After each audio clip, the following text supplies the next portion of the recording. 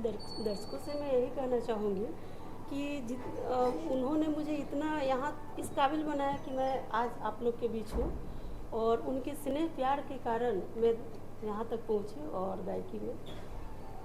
और बहुत सोच समझ के, वर्षा तो सभी बोलते हैं, लेकिन मैं बहुत पिछले गई 80-90 में गई कि वर्षा तो सब समझेंगे, लेकिन बड़ी खवा भोजपुरी और मगही मिलाकर एक हमने लोकगीत लिखे और गाने में अच्छा लगा तो बस 10 मिनट में लिखे, और दूसरे दिन मैंने बाबा के स्टूडियो में जाके गाया और म्यूजिक उन्हें दिलाया। तो काफ़ी आप लोग से प्रेरणा मिलती है कि मुझे जनता प्यार करती है, और उनके ही सपोर्ट से मैं इस गाने को यहाँ तक में लाई। बहुत कम नए सिंगर होते हैं जो इस तरह से मीडिया से मुखातिब होते हैं, बातें करते हैं।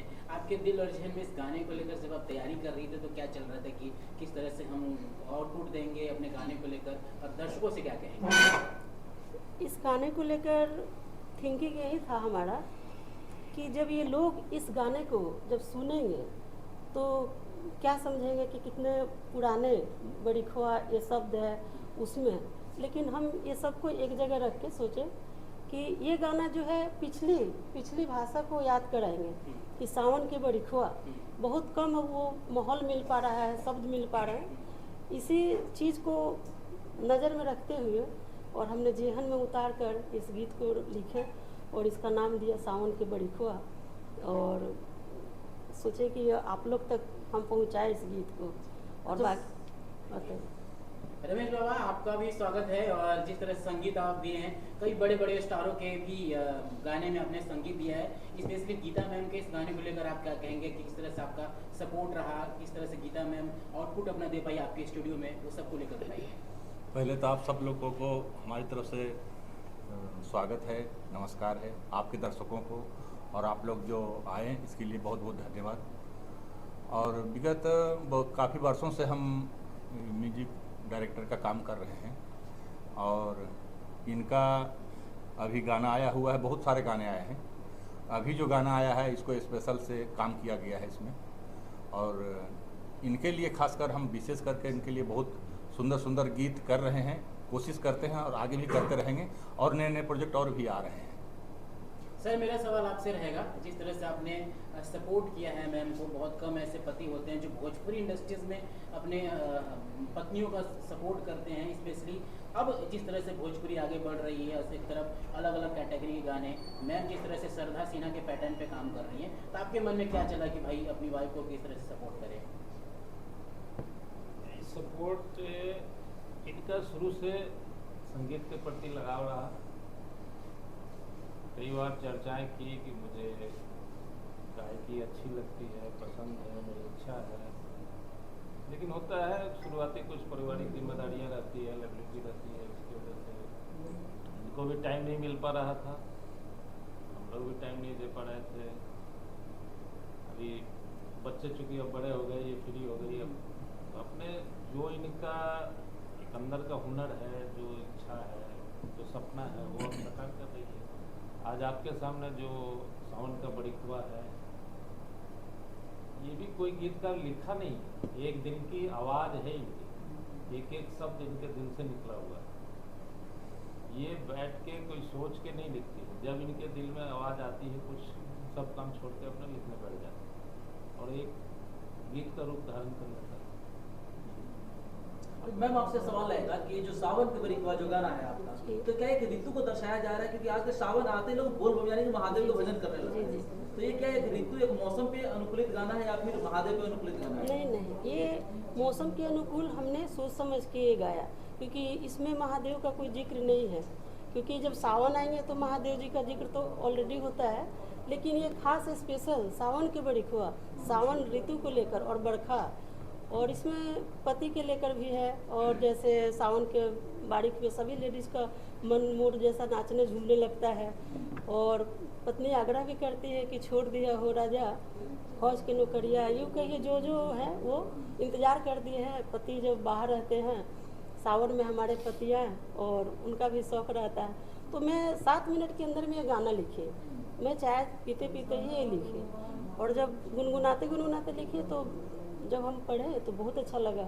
हमने इसको अब हम आप लोग तक यूट्यूब तक पहुंचाएंगे। हमने सुना इस गाना को, बड़ा आनंद आया सुन करके, लेकिन हम चाहेंगे हमारे जो ऑडियंस है उनके लिए 2 लाइन आप यहाँ पे गुनगुना देंगे तो बड़ा अच्छा रहेगा। जी जी जरूर जरूर। जी। क्या मैं गाऊं? हाँ सावन भदौआ के बरिखवाया हो राम, बरिखवाया हो राम, बरिखवा कि गंगा जमुना बहेला, गंगा जमुना बहेला, गंगा जमुना बहेला, गंगा जमुना बहेला, चम चम चमकेला चेल्हवा मछरिया, ओही में चेल्हवा मछरिया बहल आवे हो, देखा पानी में मछरिया बहल आवे हो, देखो पानी में मछरिया।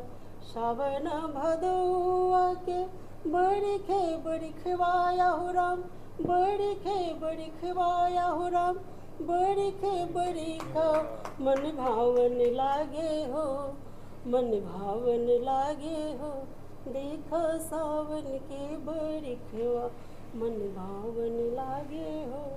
क्या बात है। अच्छा, इतना प्यारा गाना को जो है मैम, इतना प्यारा गाना को जो है आप अपने गीतारा ऑफिशियल पे ही रिलीज किए। आप चाहते तो बड़े कंपनी को भी दे सकते, फिर अपने ही चैनल पे क्यों रिलीज करना? जहाँ तक अभी आइडिया ऐसा, क्योंकि मैं भी अपना यूट्यूब से हूँ, हाँ। तो मैं सोची कि मेरा खुद का अपने चैनल पे इसको रखेंगे। गीतारा ऑफिशियल। जी जी जी ऐसा। डॉक्टर सर, आपका स्वागत है प्रेस कॉन्फ्रेंस में। मैम को लेकर क्या पॉजिटिव एक्टिविटी आपके अंदर दिखती है? जिस तरह से वो गाती हैं, अभी जिस तरह से मीडिया से मिल रही हैं, क्या क्या आपने देखा है इनकी गायकी के? किस हुनर को आप कहना चाहेंगे हम सभी से?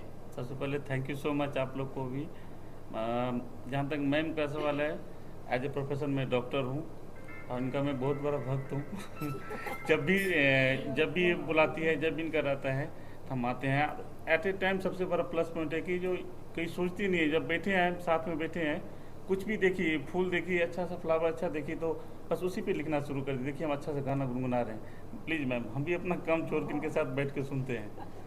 सबसे बड़ा हमको यही खासियत लगता है, जब भी बुलाती है हम उनके पीछे चले आते हैं सुनने के लिए, बहुत अच्छा सुकून मिलता है। मैम इसके आगे क्या तैयारी चल रही है और गाने की? अभी और गाने की तैयारी, अभी बहुत सारे हमने गाने लिखे, मतलब सबको मतलब टाइम दे रखा है। सिर्फ मतलब चाय पीते पीते ये लिख दिए, टाइम सेट कर दिए गाने पे कि अभी 2 लाइन अभी लिखे, कल अभी उस लाइन पे अभी और पूरा करेंगे। तो इसके बाद जो है हमारा फिर भोजपुरी में ही है।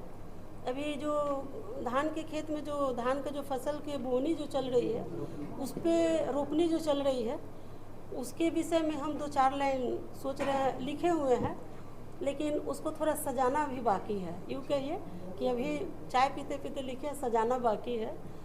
वो खाना खाते समय हो जाएगा। हाँ मैम, श्रद्धा सिन्हा के जाने के बाद इंडस्ट्रीज में वो जगह खाली है और इंडस्ट्री जिस तरह से आप गाती हैं तो लग रहा है दर्शकों को कि वो जगह आप भरेंगी, उनको इस संगीत को और आगे लेके जाएंगी। तो क्या कुछ तैयारी आपने की है कि भाई जो ऑडियंस को देना है अब मैं दूंगी, वो जगह मैं बनूंगी? मैं ये सोचकर तो बेहद दुख महसूस होता है कि शारदा माँ हमारे बीच नहीं रहे, लेकिन मैं जब से हम होश संभाले हैं तो उनका गीत जो है भोजपुरी या लोकगीत जो भी हमको बहुत पसंद आया, और हम भी 2021 से ऐसा महसूस होने लगा कि मैं इनके जैसा ही गाऊंगी, कोशिश करूंगी इनकी आवाज़ में ही ढलूंगी।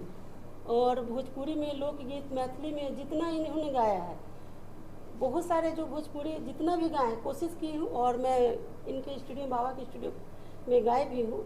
और ये हम तो नहीं कह सकते कि मैं उनकी जगह ले पाऊँगी कि नहीं, क्योंकि ये तो जनता और आप सबको ही बताना पड़ेगा। इससे पहले भी हमने देखा एक बहुत बेहतरीन सॉन्ग आप रिलीज की थी अपने चैनल पे, अम्मा महुआ कुछ करके ऐसा था। मैं चाहूँगा कि दर्शकों को भी सुना दें ताकि लगे कि भाई हम सही में श्रद्धा सिन्हा की ओर जा रहे हैं, फिर से हम सुन रहे हैं। मैं तहे दिल से शारदा माँ को नमन करती हूँ, और मैं काफ़ी सारे मैं गीत गाती हूँ, और आज उन्हीं का गाया हुआ मैं अपने जुबान से मैं सुना रही हूँ।